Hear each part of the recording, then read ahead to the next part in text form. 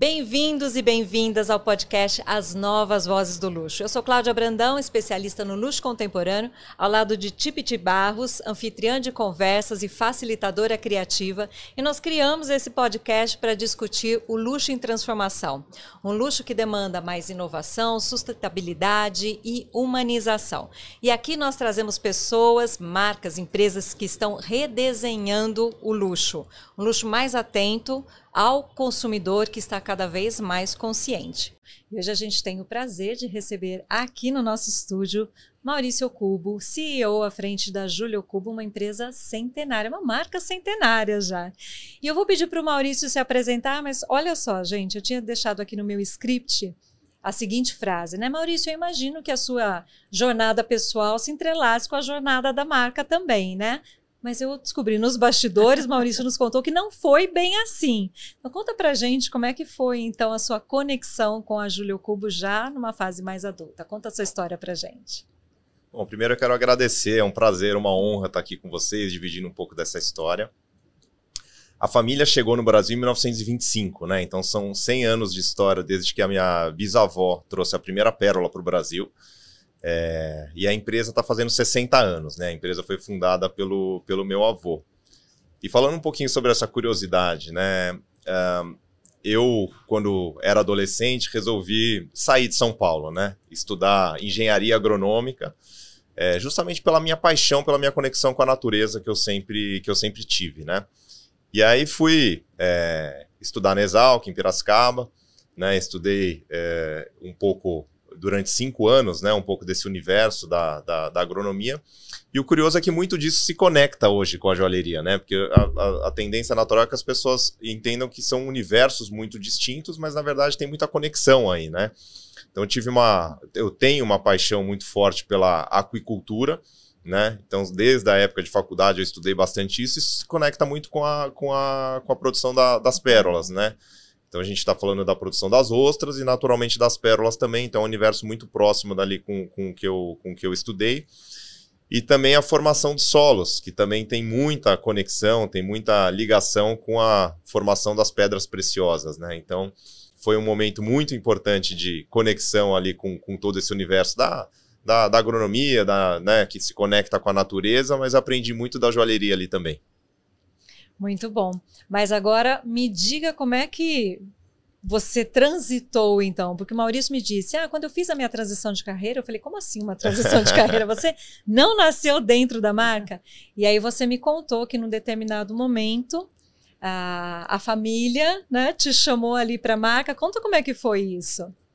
Acho que quando a gente fala de sucessão familiar, né, de empresas familiares, tem algumas peculiaridades, né? E teve um momento da marca em que estavam trabalhando meus avós e meus pais e não existia nenhuma perspectiva de sucessão, porque tanto eu quanto meu irmão e meus primos, não tinha ninguém dentro da empresa. E a gente teve uma conversa familiar e isso me despertou essa vontade de retornar. Mas esse retorno tinha, né, eu acho que faz sentido que as pessoas façam parte desse processo de sucessão, desde que o que a empresa é e o que a empresa será no futuro esteja conectado com a essência de quem está ocupando a posição. Não é uma obrigação, não é um tem que, né? Faz sentido para mim estar nesse lugar. Qual é a minha contribuição nessa construção? Então, quando a gente fala da história da família Cubo, são 4 gerações, né? Agora a 4ª geração, e cada um com uma contribuição muito diferente, complementar, nem melhor nem pior, né? São contribuições diferentes que complementam e que fazem com que essa história seja cada vez mais bonita na nossa visão. Então, minha bisavó, né, iniciou essa história da família no Brasil com uma visão empreendedora muito à frente do tempo dela, né, com essa força feminina que também é muito marcante na nossa construção, e esse lugar do sonho, da coragem, da realização, né? Então, assim, ela tem um papel fundamental, sem dúvida nenhuma. Se não fosse esse sonho, essa coragem dela, a nossa história hoje seria muito diferente. Depois vem meus avós, e o meu avô representando muito a figura do artesão, né? Então a minha avó, ela comercializava pérolas, e o meu avô, de fato, trouxe esse lugar do joalheiro para dentro da história da família, né? Então ele foi apaixonadíssimo nesse lugar, começou a trabalhar com 14 anos na bancada de joalheiro e trabalhou ativamente até os 91. Então foram 77 anos ativo na banca, nesse lugar do artesão, e era o que ele era apaixonado, era o que movia, né, a vida dele, a missão dele sempre foi muito nesse espaço. Depois vieram meus pais, nesse lugar muito da gestão, da expansão, da visão de negócio, né? Hoje a gente tem as lojas nos shoppings, né? Então foram eles que levaram as lojas para o shopping, iniciando lá em Campinas, né? Então há 45 anos nos shoppings, né? Então esse lugar da gestão, da profissionalização. E quando veio essa oportunidade, essa vontade de eu estar junto, a minha pergunta sempre foi: qual é a contribuição que eu tenho para fazer, né? Porque talvez não seja sobre fazer mais do mesmo, né? Mas como é que a gente pode continuar fazendo com que essa história seja cada vez mais rica no aspecto de construção, né? De coletivo, de história, de legado. E é o que sempre me veio e que faz parte da minha missão é conectar isso com um capitalismo cada vez mais consciente, né? Então a conexão com a sustentabilidade, principalmente, né? Então hoje a gente tem um lugar que nos conecta muito, que a gente fala que são os nossos 3 P's, né? As pérolas, as pessoas e o planeta. E tudo que a gente constrói dentro da empresa hoje se baseia nessa tríade. Nesses pilares. Maravilhoso. Obrigada. E isso se alinha muito, né, com o nosso projeto As Novas Vozes do Luxo, que ele veio justamente daí, né?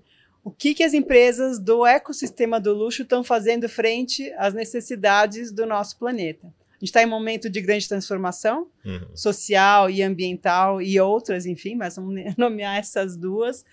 E foi aí que a gente falou, temos que falar com o Maurício, porque já estão navegando também por aí. Não é um caminho fácil, eu imagino, né? Porque você ser percursor aí de qualquer movimento não é fácil. Mas foi aí que a gente resolveu falar, vamos chamar o Maurício para Novas Vozes do Luxo, porque ele está escutando as novas vozes. Então, conta para a gente como é que foi você alinhar essa questão, essa tradição, que você vem de uma tradição familiar, e de um produto que também é bastante tradicional, a joalheria e a pérola, né? São bastante vinculadas à questão tradição, mas você traz aí o elemento inovação, né? Como é que foi que você trouxe aí todo esse pensamento inovador para dentro dessa empresa e trabalhar com esses produtos, né? Como é que foi esse choque? Primeiro, assim, uma coisa que eu gosto muito de dizer e que faz parte do nosso pensamento também é que o privilégio e a responsabilidade, eles andam de mãos dadas, né? Então, quando a gente olha esse lugar que eu ocupo, né? Então as pessoas olham, puxa, né?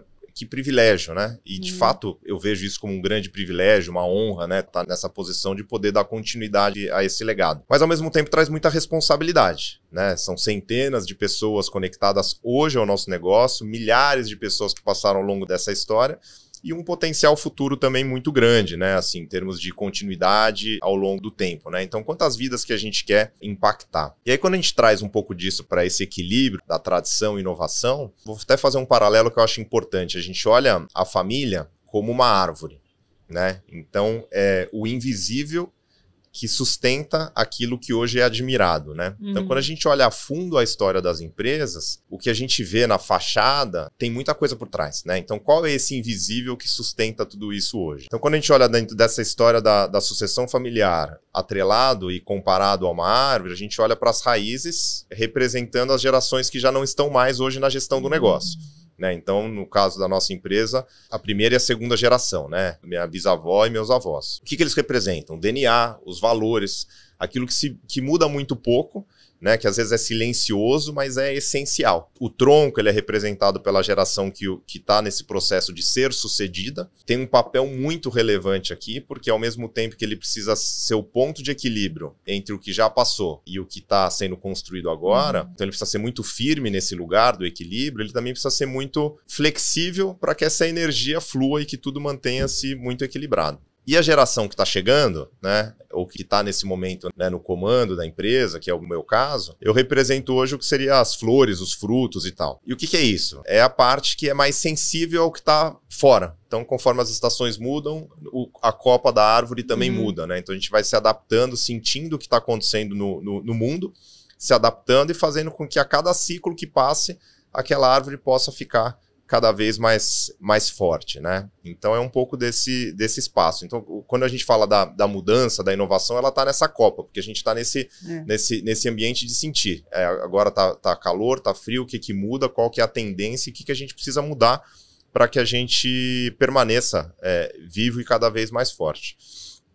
Então, quando a gente olha para o futuro, é isso, né? Então, assim, puxa, a gente precisa inovar pela mudança que está vindo e por aquilo que a gente acredita, né? Então, é uma mudança por convicção, né? Então, o que movimenta essa árvore, né? Essa estrutura, essa história do lado externo, mas o que movimenta ela também do lado interno, né? Que está dentro da nossa alma, né? E o que a gente hoje faz de diferença, né? Qual que é o nosso papel enquanto agentes de transformação da sociedade daqui em diante. Nossa, que analogia poderosa. Levaremos isso para os nossos workshops, vou levar isso para os meus clientes também. Acho que pouquíssimas pessoas, Maurício, olham para o negócio, para a história do negócio, a trajetória, a essência dessa forma. Parabéns. Obrigado. Isso é sensacional. Aí eu vou aproveitar e quero te perguntar o seguinte, porque tem uma frase sua que eu acho que é sensacional, eu já ouvi você falando dela algumas vezes e eu queria trazer isso aqui. Você diz que parte dos grandes desafios que estamos vivendo é por conta da ilusão de que somos uma coisa e a natureza é outra. Então me diz, como é que essa filosofia permeia a essência do negócio de vocês e também as criações das coleções de vocês? Porque você foi muito pontual, foi muito coerente nessa colocação. Então, como que você leva essa filosofia para dentro da Júlio Kobo? Isso é muito interessante, né? A gente tem um livro, que é meu livro de cabeceira, que chama Como Ser um Bom Ancestral. E ele fala muito dessa questão da visão de longo prazo, né? Então, uma coisa um pensamento que me ocorre muitas vezes é o que a gente quer deixar, qual que é a beleza que a gente quer deixar quando os nossos netos forem avós, né? Então, é uma visão realmente longa, né? E a criação, o design, o conceito das coleções, eles também vêm muito desse lugar, né? Porque a joia, ela é um objeto que permeia gerações, né? Então, assim, você vai passar isso de pais para filhos e assim por diante. Então, que mensagem que essas joias vão levar daqui em diante, né? Então, quando a gente fala da inspiração hoje, o que mais nos inspira na criação das joias é a natureza. Né? Acho que a natureza tem muito para ensinar para a gente. A natureza, afinal, está aqui há 4,5 bilhões de anos, enquanto o Homo sapiens está aqui há 300 mil anos. Né? Então, acho que tem muito aprendizado nesse longo tempo que a natureza está aqui. Então, a gente se inspira muito nisso, né? Na natureza, em vários lugares, né? Na floresta, nos oceanos. Né? Então, acho que quando a gente olha no longo prazo, a única forma da gente viver de uma forma sustentável no planeta, estando conectado com a essência da natureza e pensando isso no longo prazo. E já que a gente entrou na questão da sustentabilidade, como é que você vê a relação do mercado joalheiro hoje com a sustentabilidade? Eu só queria lembrar, para quem nos assiste, que quando a gente fala de sustentabilidade, a gente fala tanto de sustentabilidade ambiental quanto social, né? Então, para ampliar o significado de sustentabilidade, ele é amplo.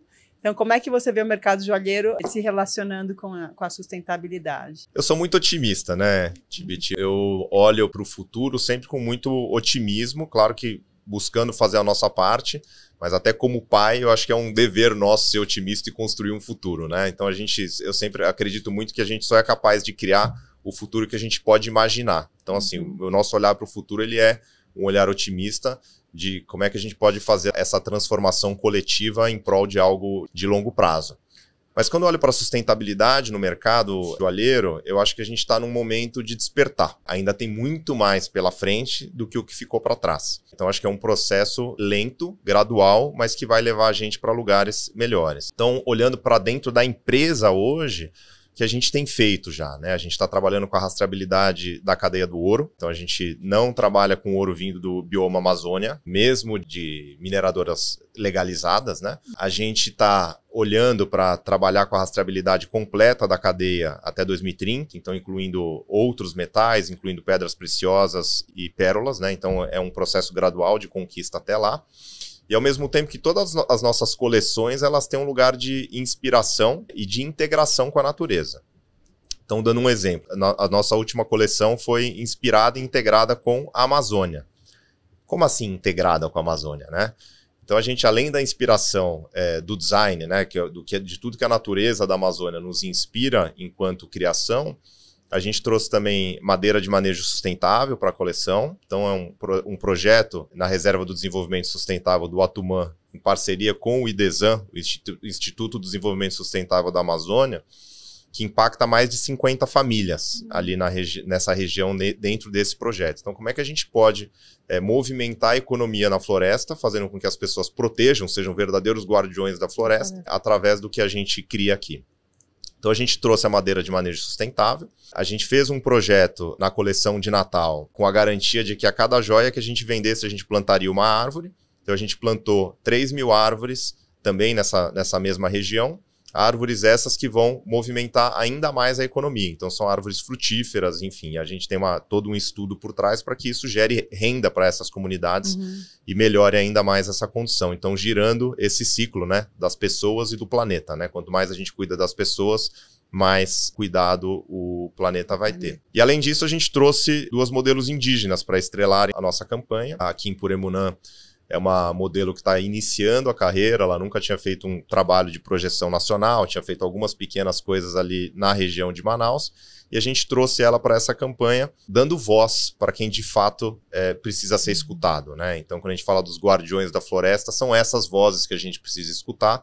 Então, a gente trouxe ela aqui em Puremunã e a Iraticuna, que é a mãe dela, para essa campanha. Além de trazê-la para a campanha, a gente tem ajudado ela na construção dessa carreira de modelo para que ela possa cada vez ter mais voz e trazer essa mensagem ancestral tão importante para mais pessoas. Muito bom. Você queria complementar mais alguma coisa, Eu queria complementar, gosto sempre de pontuar, né, como a gente faz nos nossos workshops, que a gente vai trazendo os novos termos e tudo mais.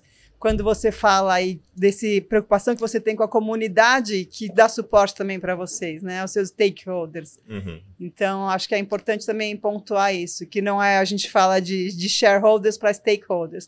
Quem são todas as pessoas impactadas no entorno, não só aqueles que são os donos da empresa, né? Então, parabéns por essa visão, né, uma visão muito contemporânea. E quando a gente falou aqui de mercado, como é que é a relação, e que está no começo, eu acho que no seu despertar, você faz com que outros despertem também, né? Você acaba trazendo esse despertar também para os seus clientes, para os seus fornecedores, para os seus colaboradores, né? Então, eu queria só pontuar. E aqui mais alguns dados de bastidores, né? O Maurício comentou que recentemente, acho que 3 novos colaboradores aplicaram para vagas na empresa por conta dessa visão, dessa conexão, esse propósito da marca com a natureza. Olha que legal, gente. E também que você nos diz que você frequenta a Amazônia há 25 anos. E aí eu queria te perguntar, dentro do seu olhar de engenheiro agrônomo, que eu sei que você traz isso no coração, né, inevitável, e também do seu olhar de empresário, por que você acredita que a Amazônia vem despertando tanto interesse agora?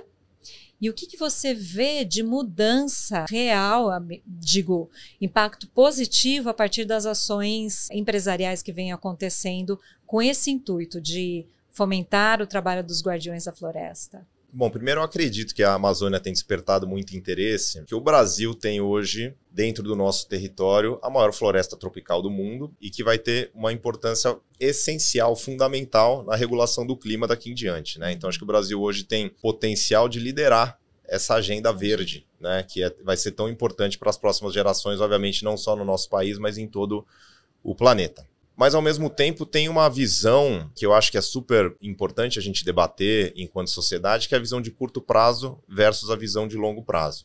Né? Então, a preservação da Amazônia, ela é essencial no longo prazo. Hoje a gente olha para a Amazônia e a gente tem, eu vejo que a responsabilidade e a obrigação de preservar com esse olhar. Mas, ao mesmo tempo, quem olha só no curto prazo, a economia de curto prazo e como é que a gente vai ganhar mais dinheiro no próximo quarter, né? Que eu acho que isso movimenta o mercado muito. Às vezes as pessoas olham e falam, derrubar a floresta é o melhor caminho. Vamos derrubar a floresta e, enfim, fazer qualquer outra coisa. Então, acho que tem muito desse embate, dessa visão, né? E eu estou sempre do lado da visão de longo prazo, então acho que hoje a preservação da floresta é nossa obrigação. E isso, importante colocar esse parênteses, que isso não tem absolutamente nada a ver com política. Eu acho que esse é um posicionamento de humanidade e de respeito às próximas gerações, né? Respeito e responsabilidade. Então não tem absolutamente nada a ver com ideologia política. Muito bom. É sempre ótimo ouvir isso, porque é verdadeiramente assim, uma inspiração para tantas outras pessoas que até nos acompanham aqui, né, Tipi? E às vezes questionam, poxa, realmente isso faz sentido, me conecto, mas por onde começar, né? Comece com os pequenos passos que fazem sentido para o seu negócio, comece a compartilhar essa visão e trazer cada vez mais esse olhar sobre pessoas, planeta, para dentro do seu negócio.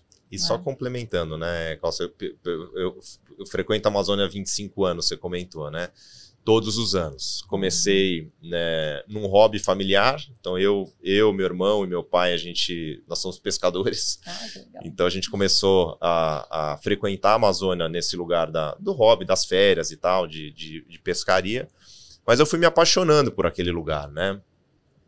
Em todos os aspectos, né? Nessa integração, nessa paz, na biodiversidade, enfim, vários lugares muito conectados com a natureza. E de um tempo para cá, eu comecei a me aprofundar mais nisso, né? Porque a Amazônia não é só natureza, né? Quando a gente faz a visão de cima da Amazônia ou do turismo, às vezes a gente só vê a natureza, mas tem muito mais, né? Então, quando a gente olha para os povos originários, para essa ancestralidade, né? São mais de 300 etnias indígenas dentro da Amazônia, muito conhecimento, muita cultura, muita coisa interessante que a gente não conhece. Então, quando a gente fala de proteger e conhecer a Amazônia em si só é mais... Eu ia falar que é um continente, mas se eu falar que é um continente é minimizar a Amazônia. A Amazônia é mais do que um continente, né? Então, assim, tem tanta coisa interessante lá dentro, tem tanta coisa rica em diversos aspectos, que eu acho que preservar, cuidar e conhecer a Amazônia é fundamental para que a gente possa realmente olhar com o respeito e com o cuidado que ela merece, né? Maurício, você trouxe aí para a gente várias inovações, né, que você leva aí para sua empresa, desde a questão da rastreabilidade do ouro e das pedras, falou dessa questão da Amazônia, da questão social também, social, ambiental. Mas qual o impacto dessas ações na percepção dos clientes? Você acha que seus clientes percebem isso e já veem isso como um diferencial, um valor a mais que o Cubo entrega? Eu acho que esse despertar ele é muito gradual, tá? Eu entendo que hoje, se a gente olhar no curto prazo, investir em sustentabilidade, pensando do lado econômico, não faz sentido nenhum. Mas voltando, a gente não faz isso pelo lado econômico, a gente faz isso por convicção e por acreditar na humanidade no longo prazo, né? Mas eu entendo que esse despertar para a sustentabilidade, para a regeneração, para o cuidado de longo prazo, ele já vem acontecendo. Naturalmente tem um movimento também de gerações, né? Cada geração está encarando, vendo isso de uma maneira, e as gerações que hoje têm esse olhar mais cuidadoso não são as gerações hoje mais ativas dentro do consumo do mercado joalheiro. Mas um dia serão, né? Então, quando a gente fala de investimento nesse posicionamento, primeiro pelo que a gente acredita, primeiro pela nossa crença nessa construção, né, desse ciclo de pérolas, pessoas e planeta. Mas eu entendo e acredito que no longo prazo isso retorna, né? Eu acho que quando a gente faz um movimento que é pioneiro no mercado, eu entendo que no longo prazo isso será reconhecido, mas no curto prazo ainda o nosso cliente, percentual de clientes que se preocupam verdadeiramente com isso ainda é baixo. Com certeza. Você sabe que, não sei se você chegou a ver esse caso, mas eu gosto bastante de comentar. A Boucheron, uma joalheria absolutamente tradicional, icônica, francesa e tal, eles fizeram um estudo que demorou acho que 3 anos no desenvolvimento de embalagens sustentáveis, porque uma caixa de joias tradicional, pelo que eu li, leva 11 elementos. A gente imediatamente pensa no couro, pensa eventualmente na madeira, mas vai a cola, vai todo o papel, etc. Né? Então são seda. Exato, são 11 elementos. Daí eles desenvolveram uma embalagem que leva só 2 elementos, o alumínio e o feltro. Assim, um design completamente diferente de uma caixinha tradicional, quase até que futurista. E eles até indicam para o cliente como fazer a reciclagem daquele material, caso queiram, enfim, né, levar isso adiante. Aí eu queria te perguntar o seguinte, como líder, quais são os princípios que te direcionam na gestão da empresa e até na gestão das equipes? Porque a gente sabe que isso demanda mesmo muita convicção, como você colocou aqui, mas como que isso direciona e realmente afirma as decisões que você toma como líder dentro da empresa? Interessante. Bom, primeiro acho que eu acredito muito na educação como um meio de transformar completamente a humanidade, né? Então, sou apaixonado por educação, busco sempre estar me atualizando, seja com leitura, com cursos, com, enfim, tudo que está ao meu alcance para que a gente possa sempre evoluir. E isso também funciona e a gente permeia muito a nossa equipe, né? Então a gente está sempre olhando também para o que a gente pode fornecer de materiais, de informações, de cursos, de workshops, para que as pessoas possam estudar cada vez mais. Então acho que esse processo da sustentabilidade, do entendimento do que é o ESG, né? Hoje uma sigla que, enfim, que acabou ficando num lugar um pouco polêmico, mas ela demanda muito conhecimento. Né? Então a gente tem trazido cada vez mais conhecimento para a nossa equipe. É um processo, claro, gradual, contínuo e que não tem fim, mas para que as pessoas estejam muito integradas dentro daquilo que a gente quer construir. E ao mesmo tempo, eu sempre acredito que as construções mais relevantes, elas não são feitas sozinho, né? Assim, acho que nenhuma empresa, nenhuma pessoa faz uma grande transformação sozinho. Então a gente está sempre buscando se unir com outras empresas, instituições que possam nos ensinar e fortalecer cada vez mais essa cadeia. Então, você comentou aqui sobre a reciclagem, né, das embalagens. Então, hoje a gente é parceiro do Eu Reciclo, então a gente faz a compensação, a gente faz a logística reversa, então a gente compensa toda a embalagem que a gente utiliza na nossa cadeia. A gente é signatário do Pacto Global, a gente está também junto com o Capitalismo Consciente, a gente tem um projeto junto com a família Schirman na Voz dos Oceanos, que é incrível também. Então, a gente vai sempre buscando fortalecer esse nosso posicionamento também junto com parceiros que a gente acredita, claro, que façam trabalhos muito sérios e transformadores. Que bárbaro. Inclusive, gente, eu vou fazer uma divulgaçãozinha aqui. A gente terá nessa semana aqui um workshop, uma versão do workshop As Novas Vozes do Luxo, e eu fiquei super feliz que a Julie, que é a head comercial do Maurício, da Júlia Cubo, estará com a gente participando para também ampliar repertório, né? Eu fiquei realmente muito feliz, porque deu para ver, quando eu comentei com ela, deu para ver o interesse dela, porque isso já faz parte realmente da cultura de quem atua na Júlia Cubo. Parabéns. Muito bom, não é mais um despertar, não. Estou pensando aqui, né? Porque até eu tenho um outro projeto que eu tenho que ter uma gradação aqui, de onde que as marcas estão frente a esse contexto. E eu vejo vocês já como marcas agentes transformadoras aqui, né? Vocês já se apropriaram, e não é narrativa, já se apropriaram disso como propósito, já tem narrativa sobre isso, porque às vezes a marca já tem algumas ações, mas não se apropriam da narrativa. Então, você tem as ações, você se apropria da narrativa, aí você já está pronto para ser um agente transformador. É a hora que você consegue comunicar isso, seja para os seus clientes no ponto de venda, a gente falava sobre isso, a confiança que os clientes têm nas marcas hoje em dia, né? Porque imprensa, ONGs, instituições, governo perderam credibilidade das pessoas em geral, enfim, por N motivos. E as marcas têm um momento aí de se conectar e ser um agente transformador através da informação, e para isso também a gente fala de construção de comunidades, né? Por isso que as marcas hoje em dia têm a gente fala muito de construção de comunidades, sejam meios digitais ou através de eventos presenciais, mas a importância de você ter a sua comunidade que dê suporte, e você como agente transformador dessa comunidade. Não está no despertar, não. Já está no outro nível. Verdade. Já está em agente transformador. Ó, tiquei aqui para onde te dou. certificado de marca agente transformadora. Parabéns. E agora, então, conta aqui pra gente quais são os próximos passos, parcerias ou projeto que você pode compartilhar. Aí posso já aproveitar e emendar aqui? Sim. Porque a marca está celebrando esse ano 100 anos de trajetória, né? Eu falei que no começo aqui que a marca tem 100 anos, na verdade, é a trajetória da família Ocubo que marca 100 anos atuando com joias, né? Então, já aproveitamos aqui para você responder tudo isso aqui para a gente, que a gente quer saber. Legal. Sempre tem muita coisa, né? A gente sempre está em construção, né? Pensando nos caminhos que a gente vai seguir, os parceiros que fazem sentido, a gente tá junto.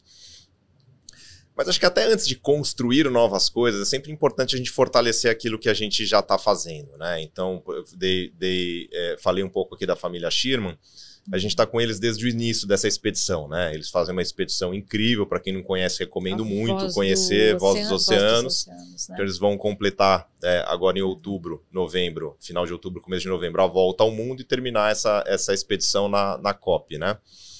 E a gente está junto com eles desde o início. Então, assim, fazendo a nossa pequena contribuição para dar ainda mais voz para esse projeto que é tão incrível e traz uma conscientização da poluição dos oceanos por plásticos e também da mudança climática.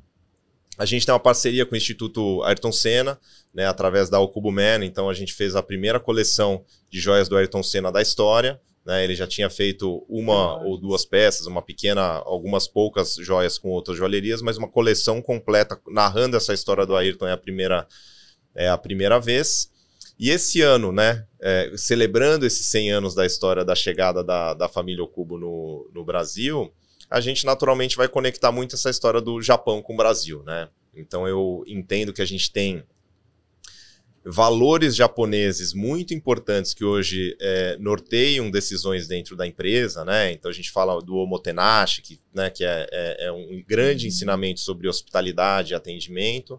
A gente também tem o Kaizen muito presente, que é essa filosofia da melhoria contínua, né? De fazer hoje melhor do que ontem, amanhã melhor do que hoje. Então a gente vai inspirar os passos, né? Principalmente durante o segundo semestre da empresa, nessa história do Japão, né? E o que será que a gente tem a aprender com tantos valores importantes da cultura japonesa por aqui também. Então a gente acredita muito nessa integração, né? Também eu não acho que tenha nenhum lugar que seja melhor ou pior do que o outro, né? Mas acho que tem valores importantes, o lado bom da cultura oriental, que dá para a gente aprender e integrar na nossa cultura ocidental para que a gente possa fazer esse passinho de evolução. Muito bom.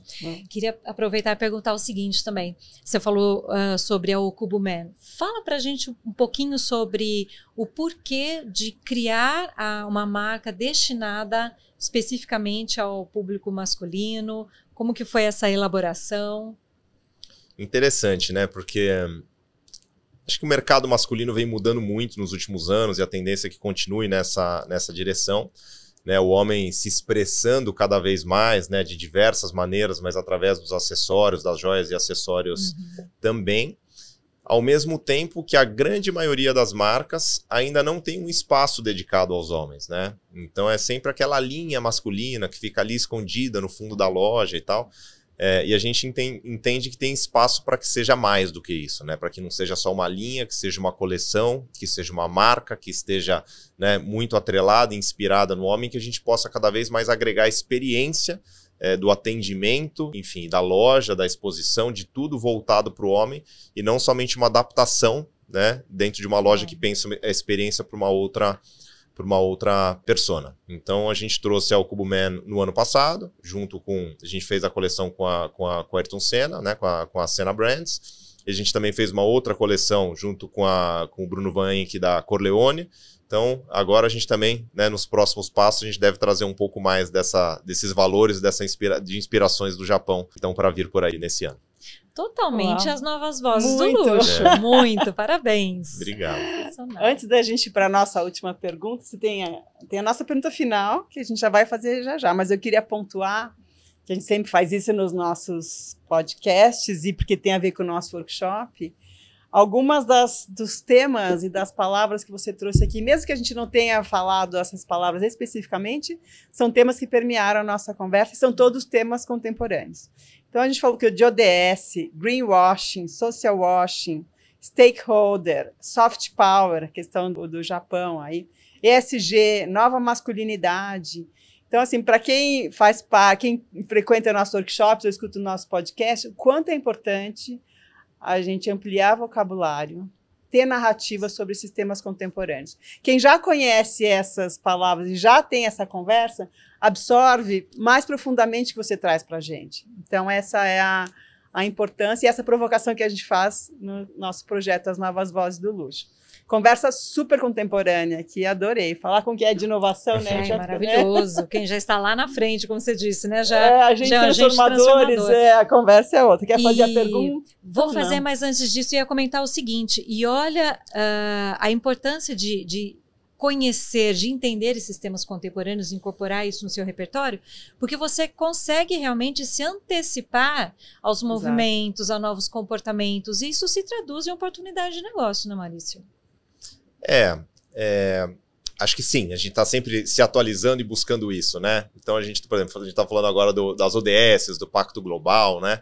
Então a gente está sempre, eu acho que a gente sempre tem muito para aprender com os outros, né? Acho que ninguém precisa reinventar a roda, né? E quando a gente fala dessa movimentação, acho que um passo importante é entender por onde começar, né? E eu, assim, dando uma pequena introdução aqui, mas quando a gente começou, ou quando a gente se aprofundou, passos mais profundos nessa direção da sustentabilidade, o Pacto Global foi um lugar de orientação, né? Que o Pacto, ele fala das 17 ODS, né? Os Objetivos do Desenvolvimento Sustentável, e que englobam hoje os principais desafios do mundo, né? Então, como é que a gente, dentro dessas ODS, dentro das ações que estão já elencadas dentro do pacto como sendo prioritárias, né, para o futuro do planeta, aonde a gente se encaixa, né? Obviamente ninguém vai fazer tudo, mas quais são as ações que fazem sentido dentro da nossa empresa e como é que a gente se aprofunda nelas, né? Então eu acredito que esse olhar do conhecimento, ele é muito importante, e é sempre importante também entender da onde a gente começa, né? Porque às vezes a gente fica, né, nesse mundo hoje muito perdido com tanta informação. Então queria deixar também essa dica para quem está começando essa jornada, conhecer um pouco mais do Pacto e das ODS é um ótimo caminho. Excelente, e muito forte aqui no Brasil, né? Eles já estão muito estruturados e realmente incentivando, ajudando a estruturar negócios que queiram seguir esse caminho, né? Muito bom. Vamos lá para os finalmente aqui, Tipe? A nossa grande pergunta. Então vamos lá. Vamos lá. Eu faço uma, você faz outra, tá? Então, Maurício, para a gente finalizar aqui, o que para você está no mercado joalheiro? Acho que quando a gente olha para o futuro, acho que vai um pouco do resumo do que a gente falou aqui, né? Então, quando a gente olha para o futuro, assim, o que está é pensar no longo prazo. Então, é tirar um pouco essa visão do curto prazo. A gente tem que olhar muito para a sustentabilidade, a gente tem que olhar o impacto daquilo que a gente está gerando, de tudo que a gente está fazendo nas próximas gerações. Eu vejo dentro do lugar onde a gente atua que o artesão está muito dentro, né? Está muito olhando para esse futuro, ele vai estar cada vez mais presente. A tecnologia mais humana, né? A gente olha muito para esse lado humano, eu acho que nada substitui o olho no olho, então a gente acredita muito nesse lugar. Então, claro que a tecnologia vem, a tecnologia está presente, a gente também faz uso de diversas ferramentas dentro do nosso dia a dia, mas como é que a gente usa essa ferramenta a nosso favor e faz com que o negócio, que não só o negócio, mas o setor todo seja cada vez mais humano. Maravilha. Aliás, deixa eu só apontar uma coisa aqui. Teve uma fala da Gláucia Guartiello que esteve lá no talk que vocês promoveram, que eu achei sensacional, e a Gláucia virá aqui ao nosso podcast, então a gente vai explorar mais isso, mas ela disse que a tecnologia vai nos permitir ter mais tempo para sermos humanos, para sentirmos.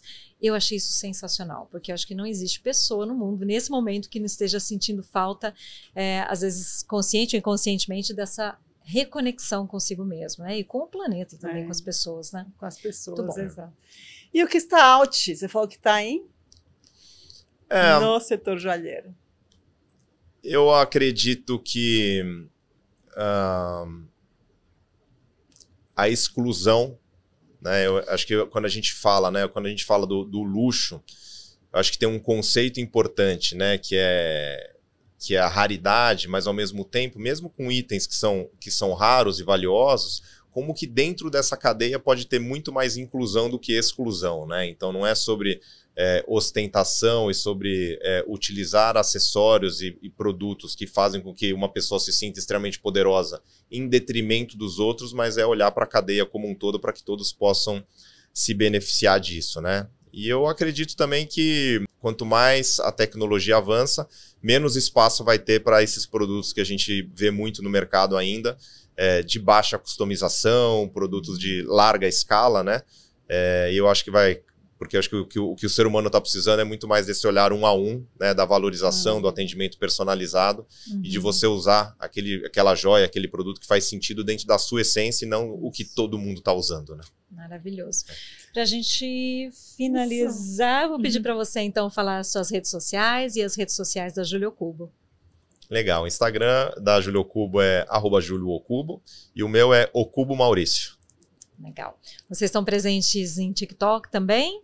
Estamos também, eu na minha conta física não, mas a empresa sim, também como Júlio Cubo. Já comunicando também com outras gerações, Exato. Né? Que bacana, excelente. Maravilhoso. Muito obrigada. Eu que agradeço. Foi um prazer falar com vocês. Parabéns pelo trabalho e uma honra estar aqui com vocês. Muito obrigada, Maurício. Foi sensacional. Muito obrigado.